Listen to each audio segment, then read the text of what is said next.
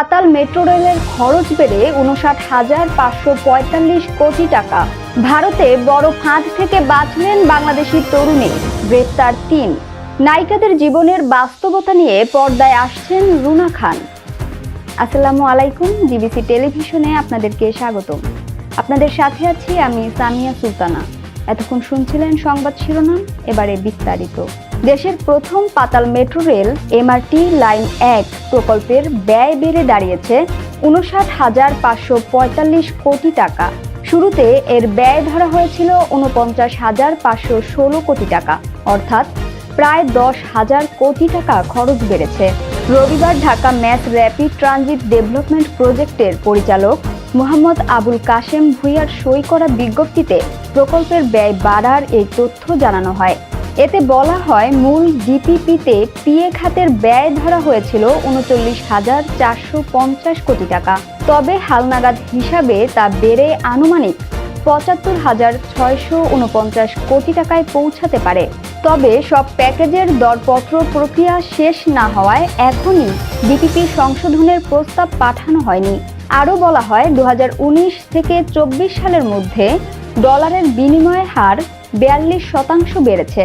পাশাপাশি রাশিয়া ইউক্রেনের যুদ্ধ, বৈশ্বিক মূল্যস্ফীতি, নির্মাণ সামগ্রীর দাম ও শ্রমিকের মজুরি বাড়ার কারণে ব্যয় বেড়েছে। এছাড়া অংশীজনদের অনুরোধে পাতাল স্টেশনের নকশা একাধিকবার সংশোধন করতে হয়েছে, এজন্য ব্যয় বেড়েছে। প্রকল্পের দরপত্র প্রস্তাবের বিষয়ে বিজ্ঞপ্তিতে বলা হয়, এমআরটি লাইন ১ প্রকল্পের ১২টি প্যাকেজের মধ্যে এখন পর্যন্ত ৮টির দরপত্র জমা পড়েছে। এর মধ্যে একটির কাজ প্রায় শেষ। সর্বনিম্ন দরদাতা হিসেবে নির্বাচিত হয়েছে ৪টি জাপানি, ২টি চীনা ও ২টি ভারতীয় প্রতিষ্ঠান। এছাড়া ৩টি প্যাকেজে বিদেশি প্রতিষ্ঠানের সঙ্গে বাংলাদেশি কন্ট্রাক্টর সহযোগী হিসেবে যুক্ত রয়েছে। তবে সামগ্রিকভাবে কন্ট্রাক্টরদের প্রস্তাবিত দর ডিপিপিতে ধরা অনুমানের তুলনায় অনেক বেশি। রাজধানীতে ৩১.২৪১ কিলোমিটার দীর্ঘ পাতাল ও উড়াল রুট মিলিয়ে গড়া হচ্ছে এমআরটি লাইন ১। ১২টি প্যাকেজের মাধ্যমে পাতাল মেট্রো নির্মাণ হবে। এরই মধ্যে ডিপো এলাকার উন্নয়ন কাজ শেষ হলেও অন্য ১১টি প্যাকেজের ক্রয় প্রক্রিয়া এখনও চলমান। ২০২৬ সালের ডিসেম্বরে এ প্রকল্পের কাজ শেষ করার কথা রয়েছে। এবারে আন্তর্জাতিক প্রসঙ্গ। ভারতে বড় ফাঁদ থেকে বাঁচলেন বাংলাদেশি তরুণী, গ্রেপ্তার ৩। বাংলাদেশ থেকে পাচার হয়ে ভারতের হায়দ্রাবাদে জোরপূর্বক পতিতাবৃত্তিতে বাধ্য হওয়া এক তরুণী পুলিশের কাছে আশ্রয় নিয়েছেন। পরে তার অভিযোগের ভিত্তিতে মানব পাচার চক্রের ৩ সদস্যকে গ্রেপ্তার করা হয়েছে। গত ৮ আগস্ট রাজ্যটির বান্দুলাগুদা থানায় ওই তরুণী অভিযোগ দায়ের করেন।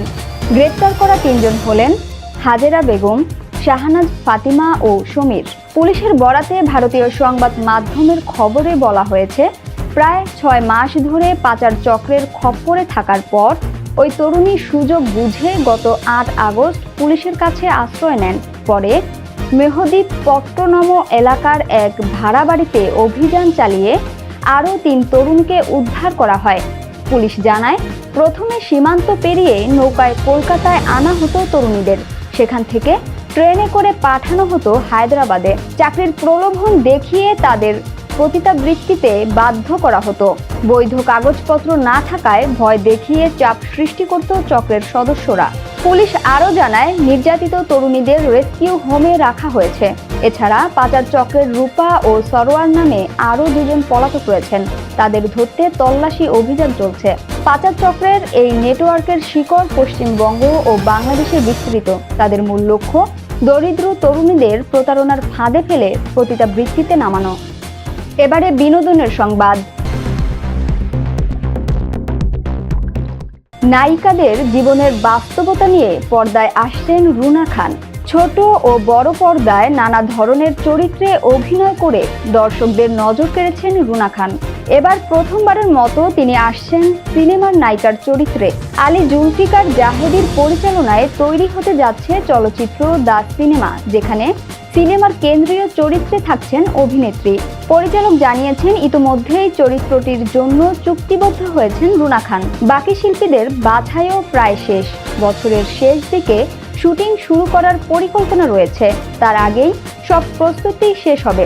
এ প্রসঙ্গে রুনা খান বলেন, গত শীতে এই ছবির বিষয়ে আমার সঙ্গে কথা শুরু হয়। গল্প শোনার পর ভালো লাগে, পরে চিত্রনাট্য ও চরিত্র পছন্দ হলে চুক্তি করি। এখানে আমি একজন চিত্রনায়িকার ভূমিকায় অভিনয় করব।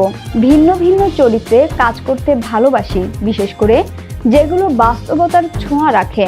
এ চরিত্র ঠিক তেমনই। 2007 সালে নোমান রবিনের পরিচালনায় একটি টেলিফিল্মে যাত্রাপালার অভিনেত্রীর চরিত্রে অভিনয়ের অভিজ্ঞতা ছিল তার। তবে এবারই প্রথমবার বড় পর্দায় নায়িকার চরিত্রে দেখা যাবে রুনা খানকে। এ বিষয়ে তিনি বলেন, নায়িকার ভূমিকায় এর আগে কখনো কাজ করিনি। প্রায় 17 থেকে 18 বছর আগে টেলিফিল্মে একজন যাত্রার অভিনেত্রী হয়েছিলাম। এবার দর্শক আমাকে সিনেমার নায়িকার চরিত্রে দেখবেন। কাজটি নিয়ে আমি দারুণ উচ্ছ্বসিত। চরিত্রটি ঠিকভাবে ফুটিয়ে তুলতে সর্বোচ্চ চেষ্টা করব। দর্শকদের ভালো লাগলেই আমার সার্থকতা। রুনা খান আরও বলেন, আমরা যারা অভিনয়ের সঙ্গে যুক্ত তাদের সবাই পর্দায় দেখেন, কিন্তু অনেকে ভুলে যান পর্দার বাইরেও আমাদের আলাদা একটা জীবন আছে। আমাদেরও আছে সুখ, দুঃখ, হাসি কান্নার বাস্তব গল্প। এমনই এক নায়িকার গল্প নিয়ে মূলত চলচ্চিত্র দ্য সিনেমা তৈরি হচ্ছে। সংবাদের শেষ পর্যায়ে শিরোনামগুলো জানিয়ে দিব আরও একবার। পাতাল মেট্রো রেলের খরচ বেড়ে 59,545 কোটি টাকা। ভারতে বড় ফাঁদ থেকে বাঁচলেন বাংলাদেশি তরুণী, গ্রেপ্তার 3। নায়িকাদের জীবনের বাস্তবতা নিয়ে পর্দায় আসছেন রুনা খান। জিবিসি সংবাদে এই ছিল এখনকার মতো। বিশ্বের যে কোনো প্রান্ত থেকে সর্বশেষ খবর জানতে ভিজিট করুন জিবিসি অফিসিয়াল ইউটিউব চ্যানেল ও ফেসবুক পেজ। এতক্ষণ সঙ্গে থাকার জন্য ধন্যবাদ সবাইকে। পরবর্তী সংবাদ দেখার আমন্ত্রণ রইল।